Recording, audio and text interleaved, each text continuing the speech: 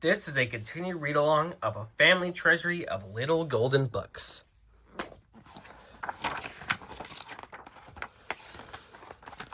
In this episode, we will be reading Tootle in the New House in the Forest. If you enjoyed this read-along, make sure to give a like, comment, and subscribe for more bookish vids and other videos here on the channel. But for now, without further ado, let's continue reading of Little Treasury of Little Golden Books, The Tootle, and the New House in the Forest. Tootle by Gertrude Crampton. Illustrated by Tibor Gurgley. Far, far to the west of everywhere is the village of Lower Train Switch. All the baby locomotives go there to learn to be big locomotives. The young locomotives steam up and down the tracks, trying to call out the long, sad toots of the big locomotives. But the best they can do is a gay little tootle, and the villagers smiled as they listened to the young locomotives practice. Lower Train Switch is a fine school for engines. There are lessons in whistle blowing, stopping for a red flag waving, huffing loudly when starting, coming around curves safely, screeching when stopping, clicking and clacking when going over the rails, and staying on the rails no matter what. Young locomotives must study all these lessons. There, too, there are other things to study. For those who wish to be freight trains, there are how to carry milk without turning it to butter, the freight train whistling, and watching the caboose. For passenger trains, there are lessons in going through tunnels, pulling the dinner without spilling the soup, and how beds are made in trains. Of all the things that are taught in Lower Train Switch School of Locomotives, the most important is, of course, staying on the rails no matter what. The head of the school is an old engineer named Bill. Bill always tells new locomotives that if he will not be angry if someone spills the soup pulling the diner, or if they turn the milk into butter now and then. But they will never be good trains unless they get 100 A+ and staying on the rails no matter what. All the baby engines work very hard to get 100 A+ and staying on the rails. After a few weeks, not one of the engines in the Lower Train Switch School for Trains would ever think of going off the rails, no matter what. One day, a new locomotive named Tootle came to school. "Here is the finest baby I've seen since old 600, thought Bill. He patted the gleaming young locomotive and said, "How would you like to grow up to be the flyer between New York and Chicago?" "If a flyer goes very fast, I should like to be one," Tootle answered. "I love to go fast. Watch me." He raced all around the roundhouse. Good, said Bill. "You must study whistle blowing, puffing loudly when starting, stopping for a red flag waving, holding the diner without spilling the soup, and all kinds of things. And most of all, you must study staying on the rails no matter what. Remember, you can't be a flyer unless you get 100 A+ in staying on the rails." Tootle promised that he would remember and that he would work very hard. All the people in Lower Train Switch began to talk about him.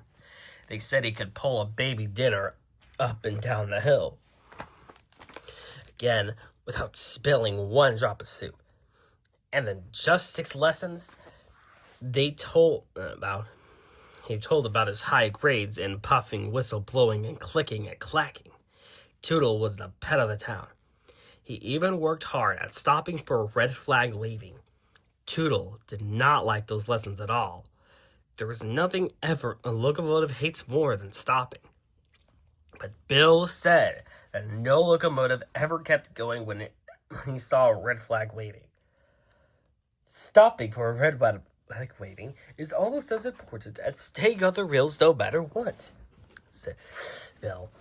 "Well, all right," Tootle grumbled. "I don't like to stop, though. I like to go fast." "Yes, I know," said Bill. "You like all flyers. But you can go fast when you see the green flag."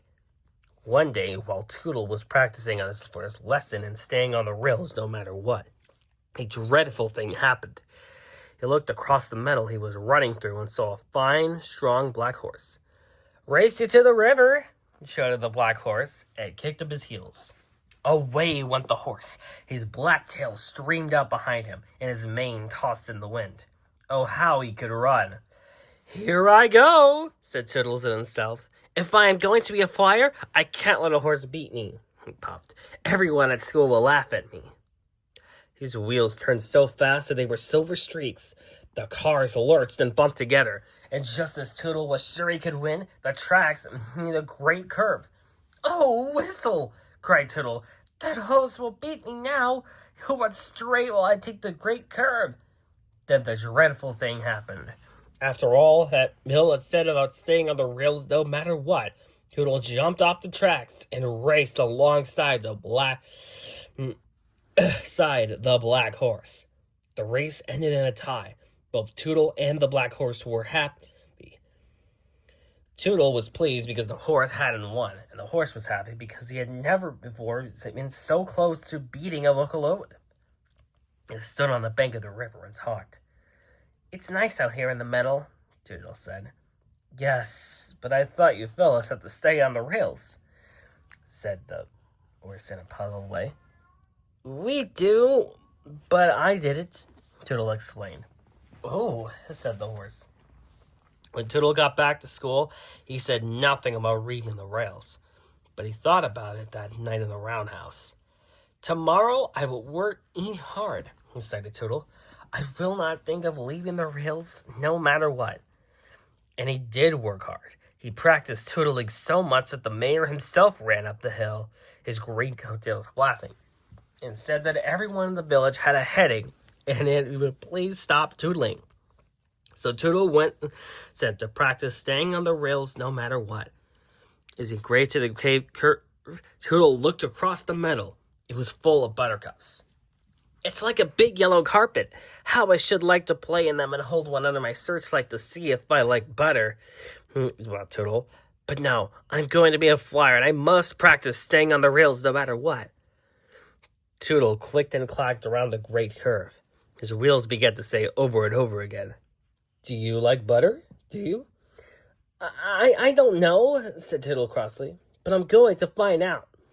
He stopped much faster than any good flyer ever does, unless he is stopping for a red flag waving. The sparks shot from his wheels, and the 8 bowls of soup rolled around and around. He hopped off the tracks and bumped alongside the middle to the yellow buttercups. What fun, said Tootle.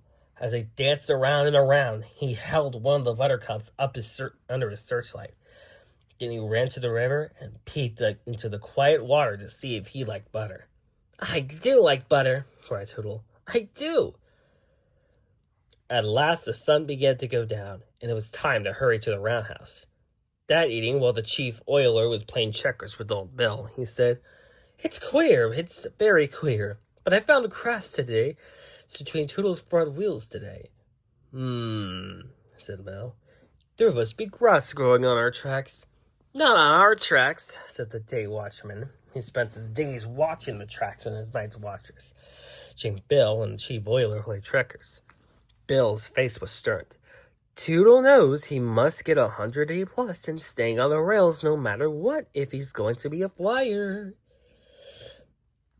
Next day, Tootle played all day in the meadow. He watched a green frog as he made a daisy chain. He found a rain barrel, and he said softly, Toot! Toot! Shouted the barrel.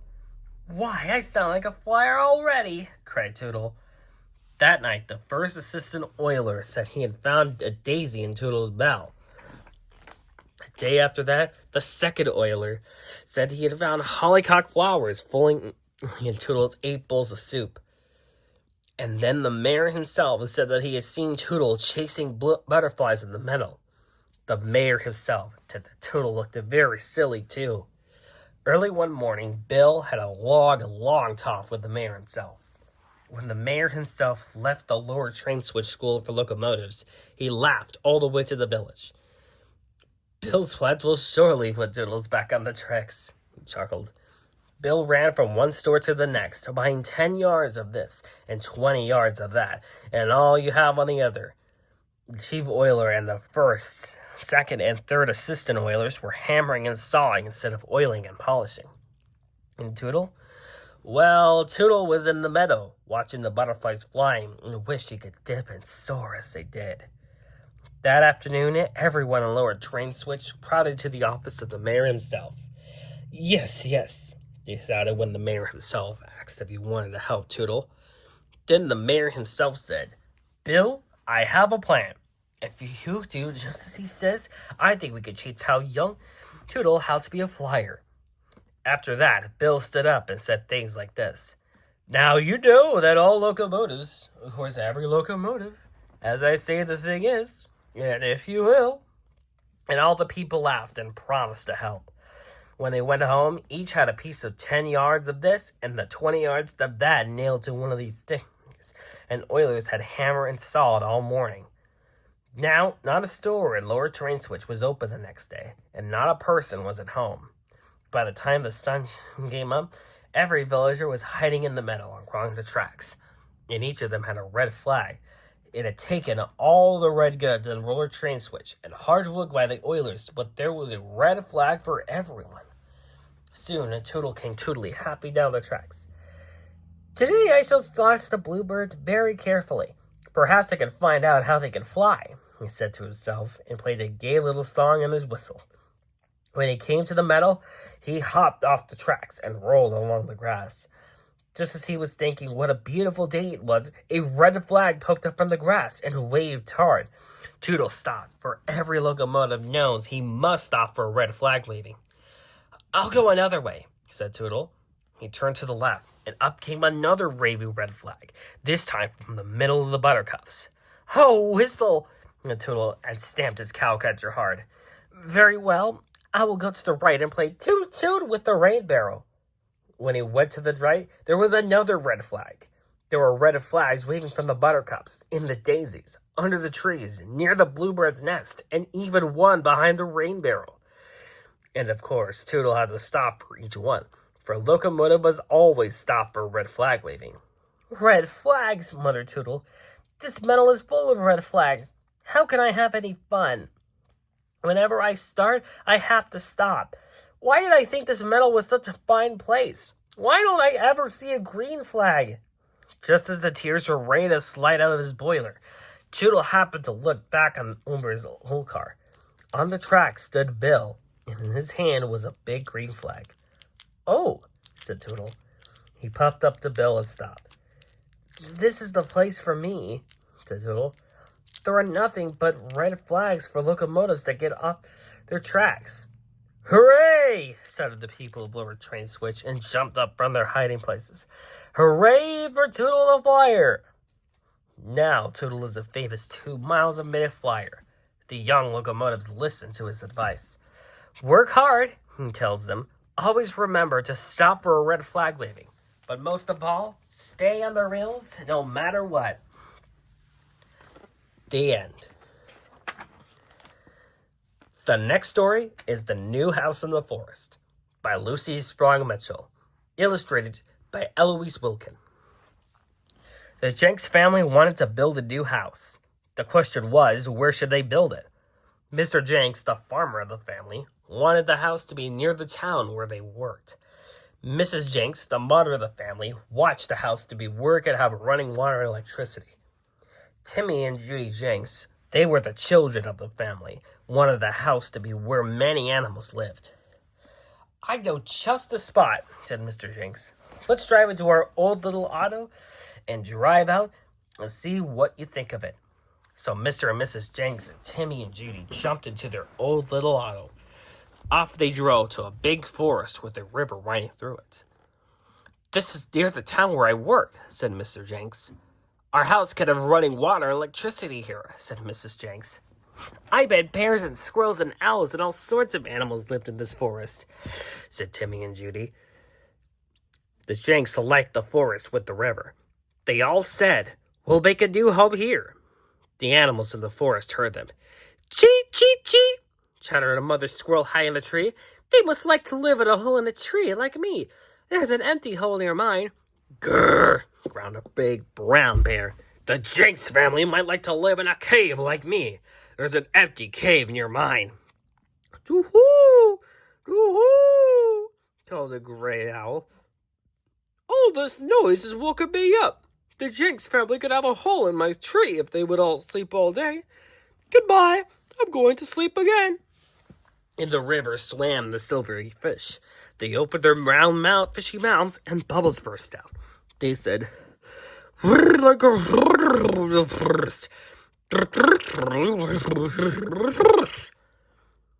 Timmy and Judy laughed, for they understood what the fish and the animals were saying. "You just wait and see what house we are going to build," they called back. "We will have to have many workers to help us build our new house," said Mr. Jinx. So the next day, Mr. Jinx went off to the town and found 3 men to help him chop down the trees. "We must make an open place for the new house," said Mr. Jinx. Soon, all the animals in the forest heard the men chopping. "Chick, chick, chick," squirreled the mountain tree. "Don't chop down my tree. Can't you see I have a family in this tree?" "Doo-hoo, doo-hoo," said the owl. "You woke me up again. Don't chop down my tree." "Grrr," growled the brown bear. "Don't chop down the tree where the wild bees keep their honey. I like to eat honey." Timmy and Judy understood what the animals said, so they asked their father and the men not to chop down the squirrel's trees, or the owl's tree, or the bear's honey tree.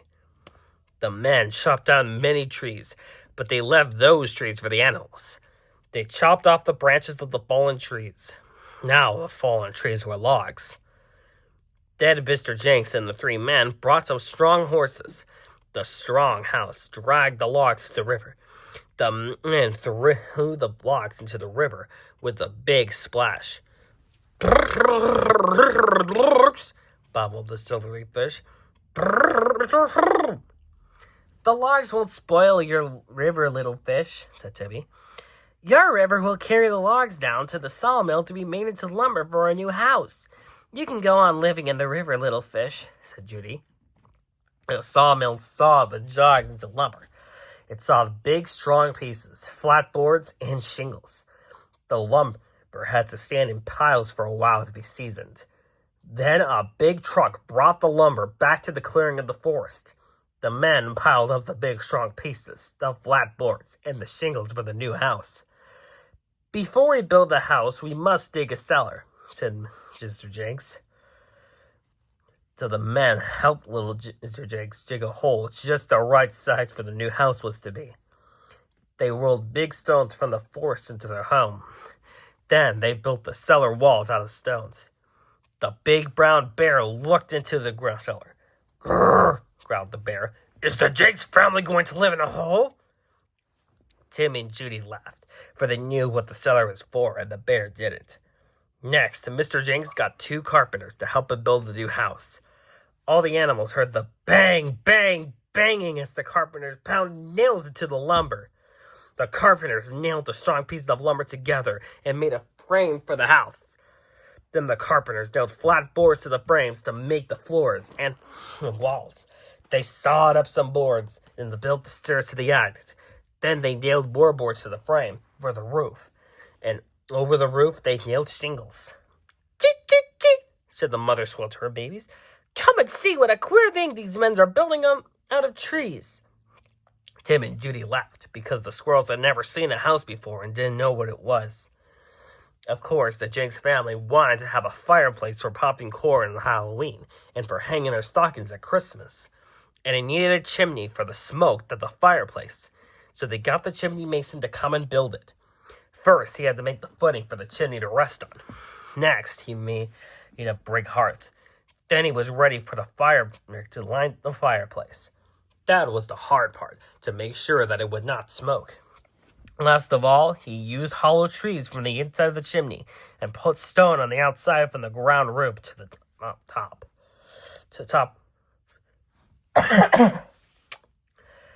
Then Mr. Jinx got 2 plumbers to help him build the house for water from the river to the new house. The plumbers dragged a ditch from the house to a place where the river was higher than the house. In the ditch, they laid pipes. They ran the pipes into the cellar. They cut holes in the ceiling of the cellar and ran the pipes up the walls into the house. They ran some pipes to the kitchen and other pipes to the bathroom. A silvery push saw the plumbers, then the end of the pipes into the river. When the plumbers heard the water in the kitchen, the fish heard the water in the river gurgle as it ran into the pipe. Said the fish, sending up many bubbles.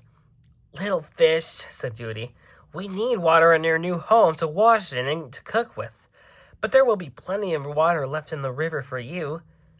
Then Mr. Jenks got the furnace men. The furnace men put a big furnace in the cellar. The furnace men ran big pipes from the ceiling furnace across the ceiling of the cellar. Then they cut holes in the ceiling right up into the rooms above. They fitted registers into the holes in the floors of the roof above. Then they built a fire in the fireplace. The heat went along the big pipes to the rooms above. Then Mr. Jenks had the electricians come. The electricians strung a long white wire from the electricity poles onto the roofs of the house. They ran the wire into the cellar of the house. Then they ran wires up the walls to every room in the house. At the ends of the wires, they screw electric bulbs so that every room could be lit at night. Then Mr. Jenks got the sure to come and put the plaster on the walls inside the house. The plaster shook the white plaster out of bags and mixed it with water. Then the painters painted the outside of the house. They painted the plaster walls inside the house green. They painted the Arctic a jolly green. Cheep, cheep, cheep, said the mother squirrel sitting on the window, still looking on. The room looks just like the trees. I like it. I like it. We like it too, said Timmy and Judy. It is our room. Now the new house in the forest was ready for the Jenks family. So the next day they moved. The moving band brought furniture, china, pots and pans, and a big box full of Timmy and Judy's toys. Timmy and Judy helped put things in place. Now the Jenks family was really at home in their new home in the forest. Every afternoon after that, as soon as he was working in town, Mr. Jenks jumped into his little auto and drove out to his new house. If it was dark when he came home, the lights were on the inside, and the house was bright. Hello, new house, said Mr. Jenks. I like to see you all light and bright. Grrr, growled the bear, peeping out of this dark cave in the forest. The Jenks family is queer to like light in their homes. Every day after that, after Mr. Jenks cooked dinner in the kitchen, they turned on the faucet and water from the river ran out. She turned to the stove and electric wires in the stove got hot. I'm happy as a cricket at our new house in the forest with running water and electricity, said Mrs. Jenks. Treep! Chirped the happy cricket from a warm corner of the kitchen. I like it here too. Every evening after that, Timmy and Judy had supper in the kitchen. I'm glad our new house is in a forest where bees live, said Timmy, as he spread wild honey in his bread and handed the jar of honey to Judy. Bzzz, said a little honeybee. These children seem to like my honey. Tomorrow I'll have to buzz off and find some flowers and make some more. Every night after that, Judy and Timmy went to bed in their little attic room. In the dark of the night, the big white owl flew like a white shadow through the forest. He could see in the dark. He looked into the windows and saw Judy and Timmy in their beds.